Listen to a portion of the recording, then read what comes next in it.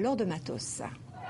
Les législatives togolaises étaient compromises jusqu'au début du mois de juillet, jusqu'à ce qu'une large frange de l'opposition et le pouvoir en place trouvent un accord. Pendant des mois, représentants de la société civile et de l'opposition ont réclamé des réformes préalables au scrutin. Ils ont été partiellement entendus.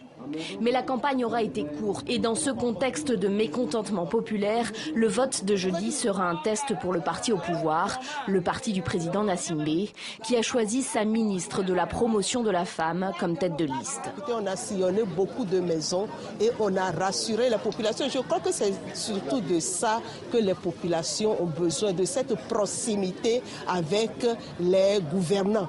La candidate de l'UNIR promet du changement, des emplois, la réduction de la pauvreté, la promotion de l'éducation. Mais laisse dubitative certaines de ses commerçantes.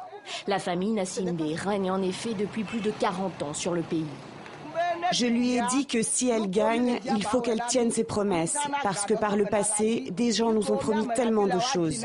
Nous n'avons toujours ni eau courante, ni sanitaire. Jean-Pierre Fabre est le principal opposant au pouvoir de Faure Nassimbe. Il était candidat face à lui lors de la présidentielle de 2010. Il a finalement accepté de jouer le jeu pour ces législatives, même s'il reste sceptique.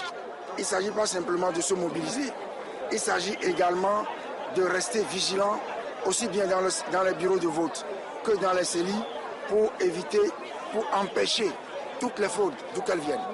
Les CELI, ces commissions électorales locales, qui n'ont toujours pas toute la confiance de l'opposition.